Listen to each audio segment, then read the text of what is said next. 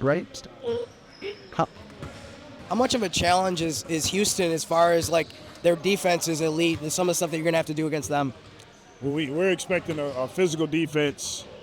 Guys they're gonna have their hands on us. They're gonna try to take us out of our sets, and that's what we've been working on the last couple of days, is being able to execute on both ends of the floor, but definitely offensively, knowing that those guys are one of the better defensive teams in the league. Really, how much of a challenge is there right now, right?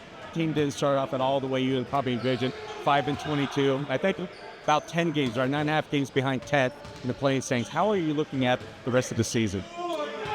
Well, I mean, right now, like you said, we've been hit with some challenges, unexpected challenges. I don't think anybody here could have predicted that we were going to deal with the amount of injuries that we've dealt with. But then you got to embrace this. You got to embrace the adversity, embrace this opportunity to help young guys get better and grow. And at the same time, just concentrate on what we can control and try to work on things in practice, try to take it game by game.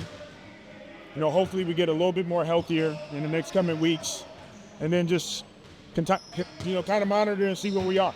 Winning is always a priority, and also you want to do some development always. Is there kind of a different balance now that you think maybe I should focus this a little bit more on development, get the young guys? Obviously they're playing like Yves, he's getting a lot of minutes, but is that something that's in the back of your mind, always thinking about the future, maybe even a little more so now? Well, I think it's been an organic opportunity to develop our team, because we've had guys out and they have to play. So we're getting a chance to see, Brandon Boston. We're getting a chance to see Antonio Reeves just a little bit here and there. Jeremiah. Yves has been a huge bright spot for us. So in terms of the development piece, it's happened organically because of the amount of injuries that we've had. And now we're still focused on trying to prepare our guys to win games, compete at the highest level that they can.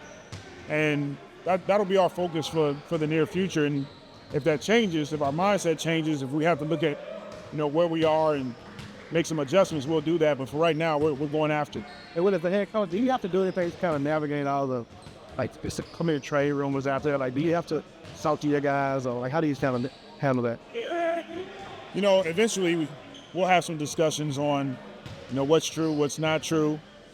But for the most part, we try to block out any noise, any distraction, and we got a lot to focus on without that. And our focus is on coming in every day with the right perspective, getting after it in practice, locking into our film work, and getting prepared for games.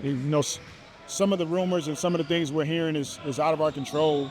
But we'll do the best that we can to continue to communicate with our group. Is it a lot different when you play, though, with the social media era now? It's just so different. I mean, everything's out there. For sure. It's a lot different. In some ways, that's a positive. Because I think, in general, players, staff, we have way more access to information. And so you have an awareness of what's going on in this world because of social media. So it provides some positives. And then at the same time, it can be negative. Maybe not so positive, just in terms of hearing trade rumors. You can go on Twitter, you can see it all.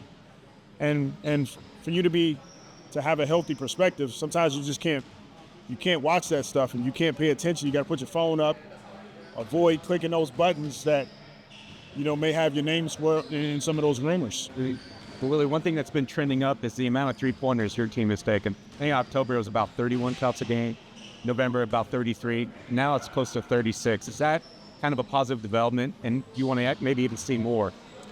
Yeah, I love that we're trending up in that category. The thing for us is that we want to get quality threes up. That gives us an opportunity to put more points on the board. It also gives us an opportunity to offensive rebound and get second chance opportunities.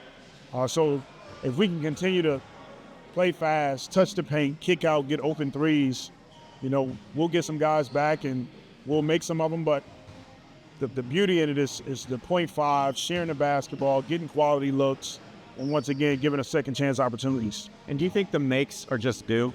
It seems like you haven't experienced nearly enough of good shooting like you did last year. Yeah, they are. We're adjusting because, we're playing against, we got guys that's playing against some of the best defenders on the floor. And there's some adjustments there. Guys that are used to playing against maybe some second unit guys. And Not having your top guys on the floor that occupy some of those high-level defenders. Now those shots are a little tougher for us. So it's more important offensively that we play with force. It's more importantly that we share the ball, we set screens for each other, and keep the game simple. You talked about before, guys, sometimes they just need to, put their phone up, not pay attention to whatever. I mean, how do you think that they have, done when it comes to doing a job of doing that, of blocking out the noise? Do you think they've done an adequate enough job of that? Yeah, I do. I think we're blessed with some high-character guys. They do a great job of having a good perspective on life, on basketball. They come in every day with the right perspective.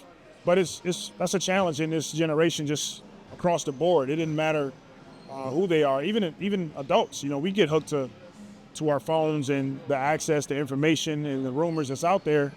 But just as you navigate a season, sometimes it's good to sort of block that noise out and get off Twitter, get off Instagram, whatever you need to do for at least for the season, and try to lock into what we're trying to accomplish.